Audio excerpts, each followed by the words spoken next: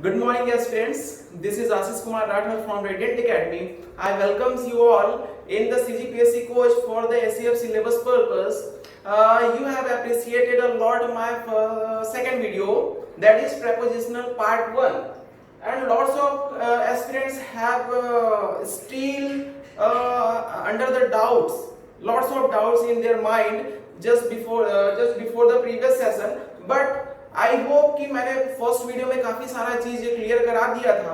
फिर भी कुछ स्टूडेंट्स ऐसे हैं जिनको कुछ डाउट्स अभी भी है, क्योंकि आज का जो टॉपिक मैं लेने वाला हूं वो सही में कंफ्यूजिंग टॉपिक है, चैप्टर है, और बहुत सारे आप वीडियोस भी देख सकते हैं यूट्यूब में, बट आपका डाउट जो है वो स्टिल सेम टू सेम ही रहने वाला है। लेकिन आज की क्लास में मैं ये over, above, under and below ये चार चीज तो कराने ही वाला हूँ, साथ ही साथ मैं बाय और विद में भी जो डिफरेंस है वो भी कराने वाला हूँ, और बहुत सारे क्वेश्चंस कराने वाला हूँ प्रीवियस ईयर्स के भी, और एक वर्कशीट भी आपको देने वाला हूँ लास्ट में 10 क्वेश्चंस का, जिसको आप लोग इस कॉन्सेप्ट को समझने के बाद, मेरे थॉट्स को, मेरे कॉन्सेप्ट्स को, मेरे ट्रिक्स एंड टिप्स को समझने के बाद खुद से सॉल्व करेंगे। साथ में तो पहले करेंगे ही, और उसके बाद आपको 10 क्वेश्चंस सेल्फ प्रिपरेशन के लिए, सेल्फ असेसमेंट के लिए भी दिया जाएगा, जिसका आंसर आपको लास्ट के एंड पॉइंट पे या नेक्स्ट वीडियो के स्टार्टिंग में ही आपको मिल जाएगा। तब तक आप अपने क्वेश्चन पेपर को रेडी रखिएगा, आंसर शीट भरकर, और इस वीडियो को लास्ट तक देखिए, क्योंकि आज का सेशन बाकी प्रेपोजिशन पार्ट 1 से काफी ज्यादा इंपॉर्टेंट होने वाला है। That's why we will start to the new preposition part 2। So let's get started.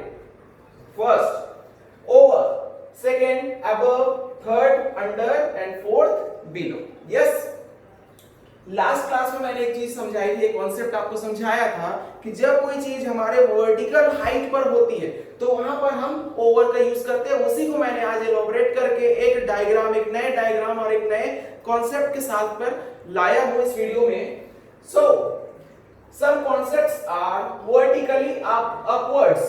Vertically upwards mean कोई भी चीज, जैसे मैंने यहाँ पर एक एग्जांपल बनाया हुआ है, एक फैन है, ऊपर में एक फैन है और उसके नीचे मैं खड़ा हूं। सपोज ऊपर में एक फैन है और उसके नीचे मैं खड़ा हूं, जस्ट राइट वर्टिकल एक लाइन बन रही है, देखिए यहाँ पर। तो मेरे सिर से पंखे की हाइट खड़ी है, हाइट जनरली क्या है, ऊपर से नीचे ही मेजर किया जाता है। So that's why this is the fan and this is my head. There is a fan over my head. Just मेरे सिर के ऊपर में एक वर्टिकल लाइन बन रही है और ऊपर में क्या है, पंखा है। Next, both motion and stationary object. ये कोई ऑब्जेक्ट ऐसा भी हो सकता है कि वो मूव कर रहा हो, कुछ सपोज कि इस पंखे की बात करें, अभी चल रहा है मेरे ऊपर में एक पंखा, तो ये क्या है, एक मोशन ऑब्जेक्ट, मूविंग ऑब्जेक्ट हुआ। सपोज कि उसको बंद कर दिया जाए या लाइट गोल हो जाए, तो वहां पर क्या होगा, वो स्टेशनरी ऑब्जेक्ट हो जाएगा, कांस्टेंट हो जाएगा, स्टेबल हो जाएगा। फिर भी वो मेरे लिए क्या होगा, मेरे सिर के ऊपर होगा तो ओवर ही होगा। Next, both surface contact and no surface contact. ये कहता है कि या तो पंखे और मेरे सिर के बीच में एक गैप होगा, जैसे यहां पर मैंने गैप बनाया हुआ है, ये गैप यहां पर आपको दिख रहा है। दूसरा, या ऐसा भी हो सकता है कि वो जस्ट उसके ऊपर हो, जैसे एक एग्जांपल बताऊं मैं, spread the table cloth over the table. Spread the table cloth over the table मतलब क्या है कि टेबल क्लॉथ को टेबल के ऊपर बिछा दो, स्प्रेड कर दो, बिछा दो। तो टेबल क्लॉथ और टेबल के बीच में सरफेस कांटेक्ट होगा कि नहीं होगा, डेफिनेटली होगा, सरफेस कांटेक्ट होगा। नेक्स्ट एग्जांपल देखते हैं, athletes jump over the hurdles.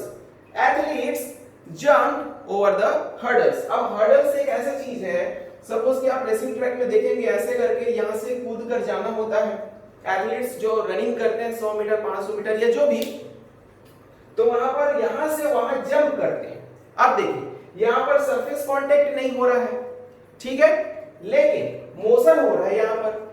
तो यहां पर आप अबव नहीं लगाएंगे, क्यों? क्योंकि अबव का कॉन्सेप्ट बोलता है कि ना तो सरफेस कांटेक्ट होगा और ना ही मोशन होगा, लेकिन यहां पर तो मोशन हो रहा है। ये एथलीट यहां से यहां पर जा रहा है, ठीक है ना, तो मोशन हो रहा है, that's why we will use here over. ठीक, next example, ice is scattered over the road.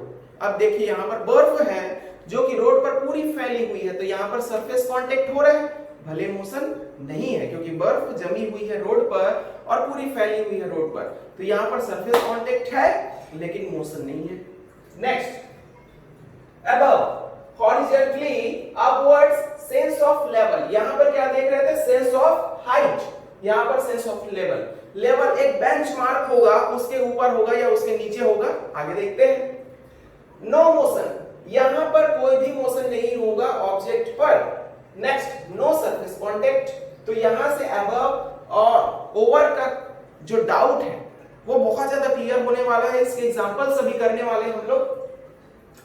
एक एग्जांपल मैंने दिया, यहां पर क्लाउड्स मैंने बनाए हुए हैं, क्लाउड्स, ओके, और वहां पर इसके जस्ट ऊपर में एक एरोप्लेन उड़ रहा है, ठीक है, ये क्लाउड है और उसके ऊपर में एरोप्लेन उड़ रहा है, तो आप देख सकते हैं कि क्लाउड्स का एक लेवल है, ये क्लाउड्स का एक लेवल है और उसके ऊपर में ये एरोप्लेन क्या है, एक लेवल में, एक गैप में उड़ रहा है। अब देखिए यहां पर एरोप्लेन तो मूविंग है, ये क्या है, हमारा मूविंग है, बट किसके रिस्पेक्ट में, क्लाउड के रिस्पेक्ट में ये क्या हो रहा है, stationery.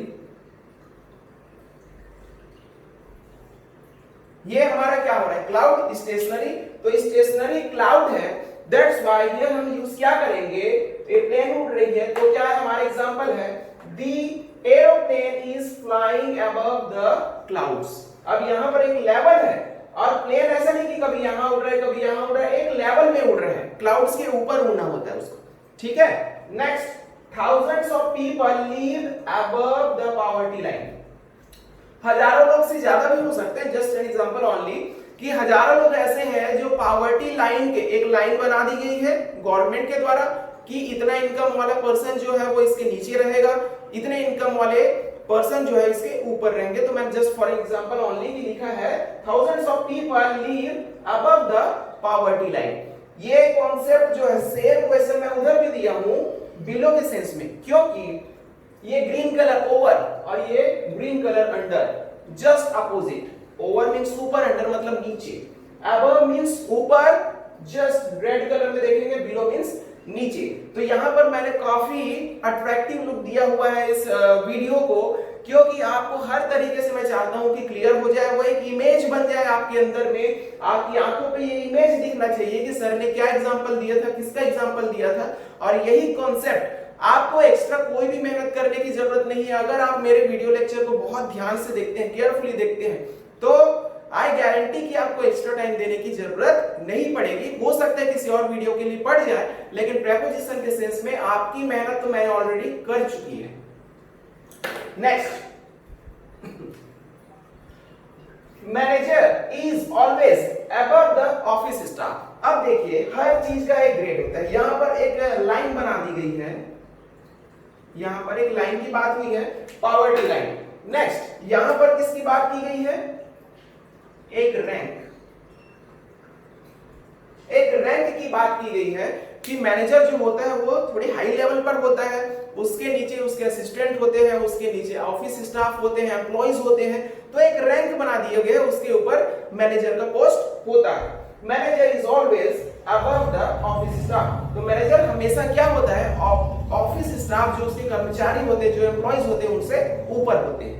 Next, come to the under, it is just opposite the over, vertically downwards, sense of height, same sense of height, both motion and stationary objects, both motion and stationary objects same to same, all the parameters are same, but difference is that it is the upward and it is the downward. Next, both surface and no surface contact, surface contact हो भी सकता है, नहीं भी हो सकता है। just for example, it's the fan and my head and downward direction, तो इसके बीच में कभी भी गैप दिख रहा है, तो मैं क्या बोल सकता हूं कि मेरा जो हेड है वो स्टेबल है, पंखा भी ऊपर है, पंखा मूविंग है अभी, ठीक है, तो जस्ट ऊपर से नीचे लीजिए या नीचे से ऊपर लीजिए, हाइट तो ऊपर से भी नाप सकते हैं और वहां से नीचे भी मेजर कर सकते हैं। तो अगर हम हेड से फैन का डिस्टेंस देखते हैं, हाइट देखते हैं, तो यहां पर हम क्या करेंगे, अपवर्ड डायरेक्शन की तरफ मूव करेंगे। और अगर यहां से फैन से हेड की तरफ अगर हम देखें तो वहां पर हम डाउनवर्ड डायरेक्शन में मूव करेंगे, हाइट मेजर करेंगे। Next, the cat is under the table. The cat is under the table. अब टेबल क्या है, चार पैर है उसके टेबल के और उसने लगभग काफी चीजों को कवर किया हुआ है बिल्ली को।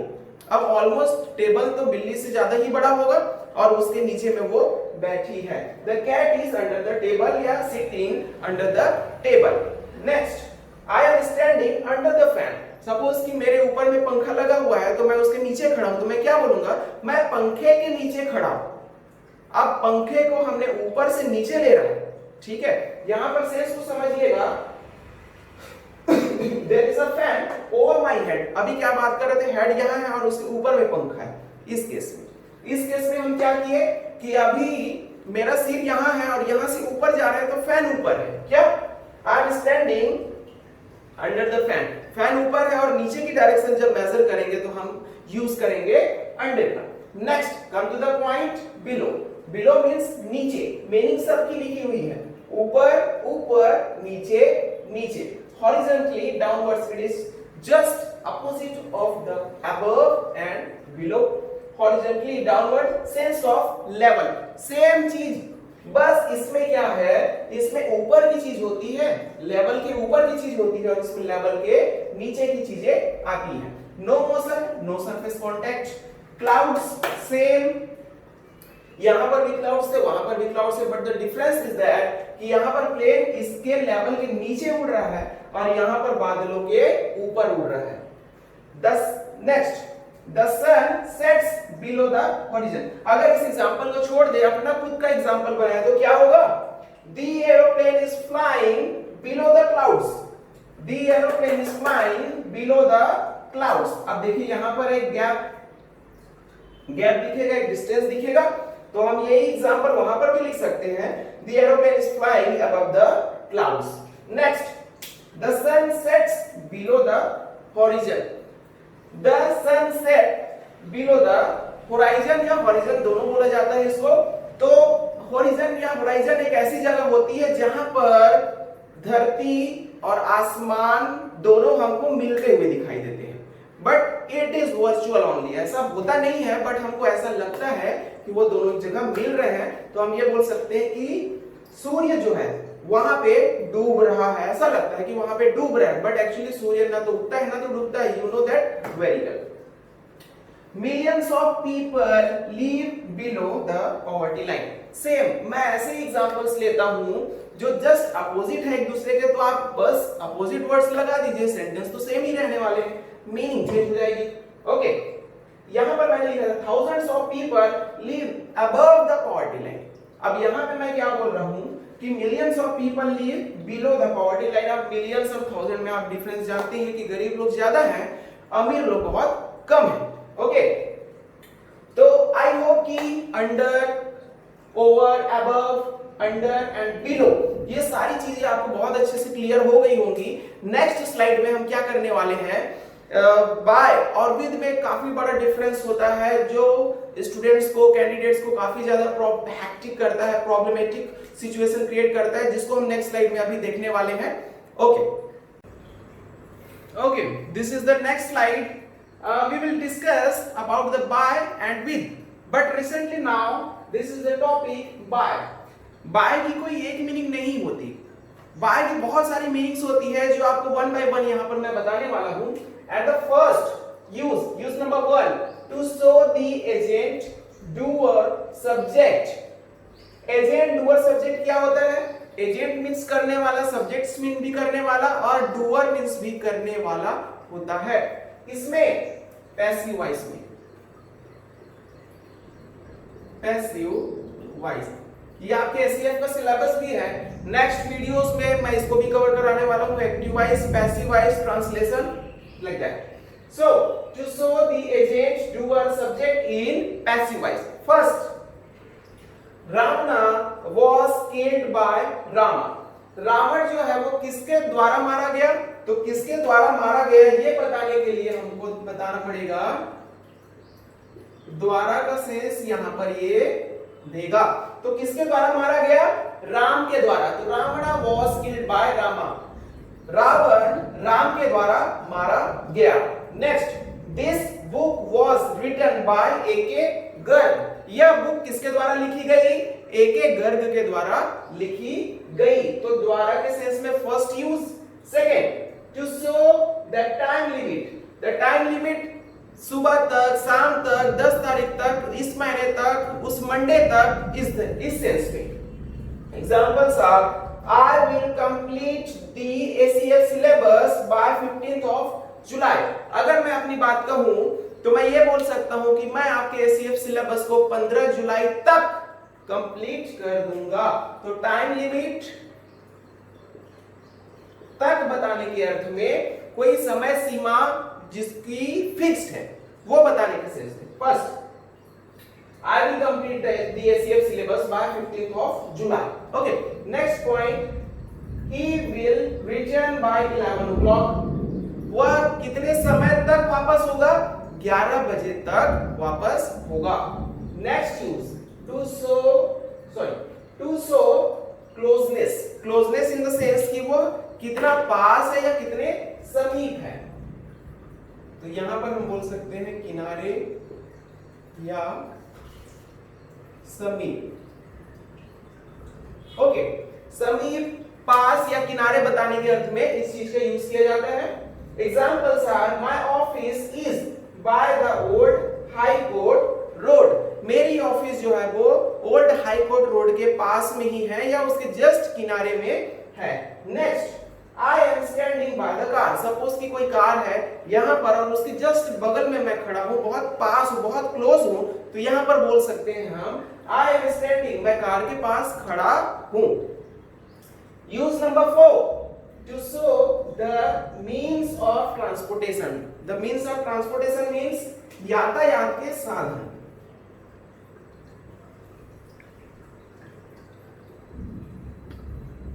यातायात के साधन बताने के अर्थ में भी इसका यूज किया जाता है। इसके कुछ एग्जांपल्स बहुत ज्यादा इजी हैं। I prefer traveling by car। मैं कार से ट्रैवल करना प्रेफर करता हूं या पसंद करता हूं। Next, he has come to my home by bike। he has, वह आया था, सॉरी वह आया है किससे, मेरे घर किससे आया है, बाइक से। यहां पर क्या पसंद था मुझे, किससे ट्रैवल करना पसंद था, कार से। तो कार के द्वारा या कार से, यहां पर बाइक से। नेक्स्ट, हम ये भी बोल सकते हैं कि बाय एयर जाएंगे, बाय रोड जाएंगे, बाय रेल जाएंगे या बाय वाटर जाएंगे। Next, third, fifth, to show the means of communication. To show the means of communication means संचार के माध्यम। ऊपर में आपने देखा था यातायात के माध्यम, यहां पर आप देख रहे हैं संचार के माध्यम। एग्जांपल्स तो बहुत सारे हैं, बस एक बोर्ड पे उसको कवर करा पाना बहुत मुश्किल है, लेकिन मैंने जिस्ट को, समरी को, एक कॉन्सेप्ट को आपको बोर्ड पर उतार के दे दिया है। आप उसको चाहे तो बार बार रिवाइंड करके इस वीडियो को देख के ऑटोमेटिकली समझ सकते हैं। Next, you can get your admit card by post. अब देखिए, पोस्ट चिट्ठी जो होती है वो संचार का माध्यम है कि नहीं है? तो you can get your admit card by post. आप अपना एडमिट कार्ड पोस्ट के द्वारा पा सकते हैं। Next, I will contact you by mail. I will contact you by mail. मैं आपसे कैसे संपर्क करूंगा, किसके माध्यम से संपर्क करूंगा, मेल के माध्यम से संपर्क करूंगा।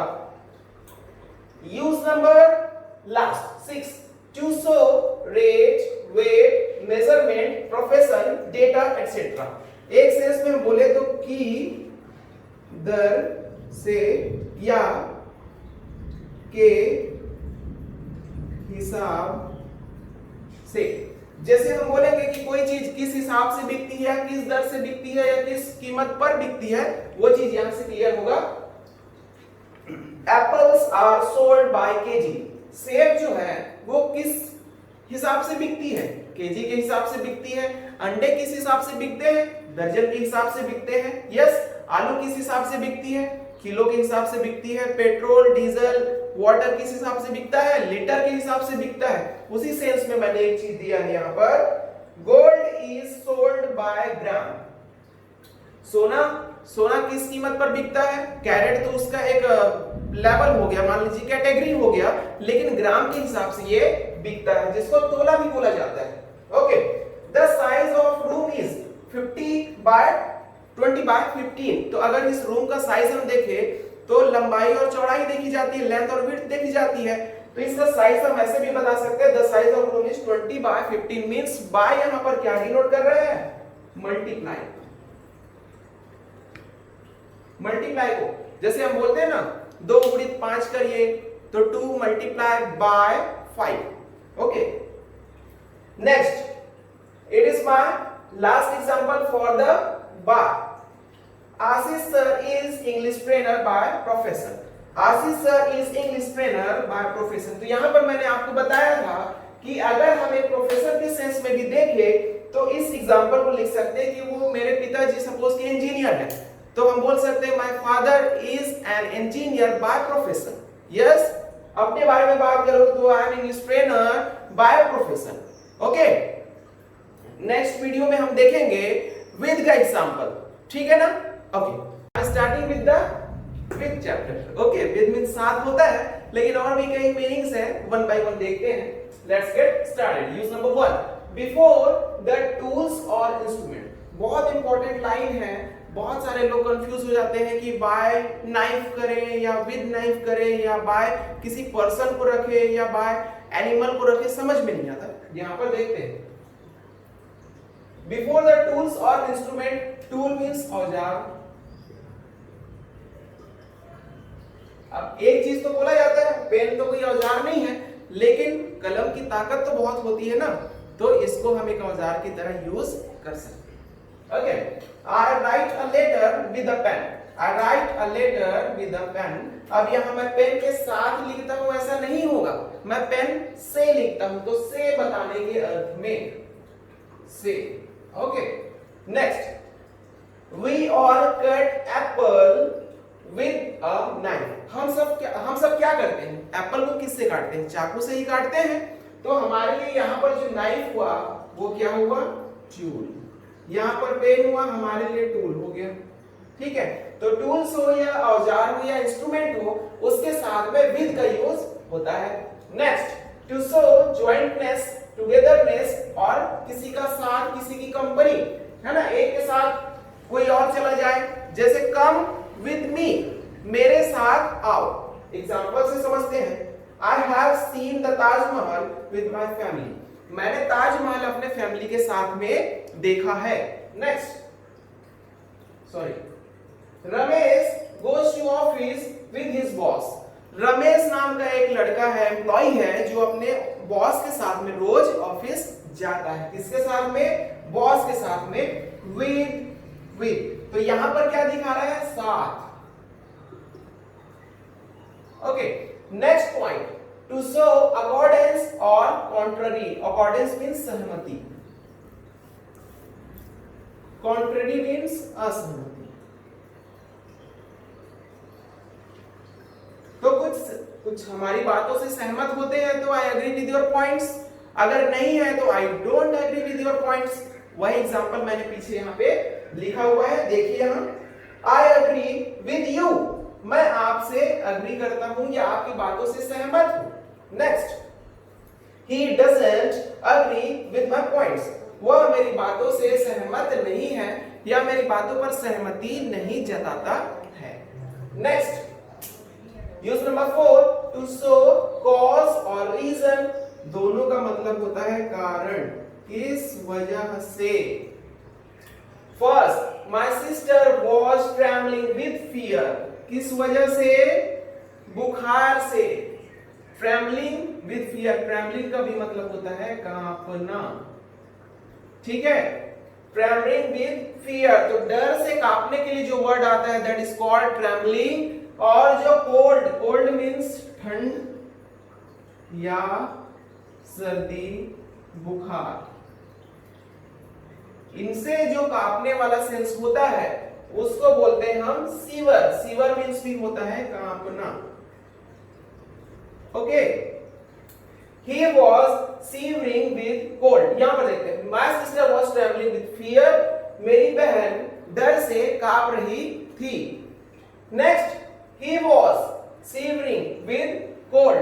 वह किससे कांप रही थी? ठंड से कांप रही थी। यस, वह ठंड से कांप रही थी। अब नेक्स्ट स्लाइड में हम क्या देखने वाले हैं? बहुत सारे क्वेश्चंस करने वाले हैं। फर्स्ट हम प्रीवियस ईयर्स के क्वेश्चन करेंगे, देन एक वर्कशीट भी करेंगे और एक वर्कशीट आप लोगों के लिए मैं छोड़ के जाऊंगा जिसका आंसर नेक्स्ट वीडियो जो होगा उसके स्टार्टिंग में हम उसको डिस्कस करेंगे, या आंसर मैं सेंड कर दूंगा, अपलोड कर दूंगा, जैसा भी, बट वो टाइम दिया जाएगा आपको एक्सरसाइज को सॉल्व करने के लिए। कॉन्सेप्ट पूरा समझाया जाएगा अभी के क्वेश्चन में। Okay, questions of previous year questions. Okay, my first question, ये सारे क्वेश्चन पेपर सारे क्वेश्चन जो है वो आपके एसीएफ के एग्जाम में आए हुए हैं और बहुत कम है, इसीलिए मैंने यहाँ पर बोर्ड पे लिख दिया है। और एक जो वर्कशीट है उसको मैं क्या करूंगा, आपको पीडीएफ के फॉर्म में ग्रुप में मैं डाल दूंगा, because it is not a demo class, it is the actual class. Okay, paid students ही इस वीडियो को देख पाएंगे। Question number 1, I take up my new post blank next April. अब यहाँ पर आप देखिए, I take up my new post, I take up my new post। अब यहाँ पर take up क्या बोल रहे हैं? हाथ में लेना या शुरू करना, हाथ में लेना या शुरू करना। Okay, in, by, on, no preposition. I take up, तो मैं अपनी न्यू पोस्ट को कब से शुरू करूंगा? तो मैंने आपको बताया था एक यूज, जब टाइम लिमिट बताने का सेंस हो तो वहां पर बाय का यूज किया जाता है। तो यहाँ पर बोला जा रहा है कि मैं अपने न्यू पोस्ट को, न्यू जॉब को अप्रैल तक शुरू करूंगा। So by is the correct answer. Next, does the old lady object blank my smoking cigar. क्या जो ओल्ड लेडी है, बूढ़ी औरत है, वो मेरे सिगार पीने पर मना करेगी, ऑब्जेक्शन डालेगी? Does the old lady object, अब ऑब्जेक्ट का मतलब विरोध करना, और यहाँ पर अगेंस्ट किया हुआ है, मीनिंग आप देखेंगे तो उसका विरोध भी होता है, अगेन। ठीक है, तो यहाँ पर तो वो सेंस ऑलरेडी मिल ही रहा है। तो यहाँ पर ऑब्जेक्ट के साथ में प्रेपोजिशन, एक वर्ड ऑलरेडी जुड़ता है प्रेपोजिशन के सेंस में, उसको हम बोलते हैं to. Okay, so this is the answer.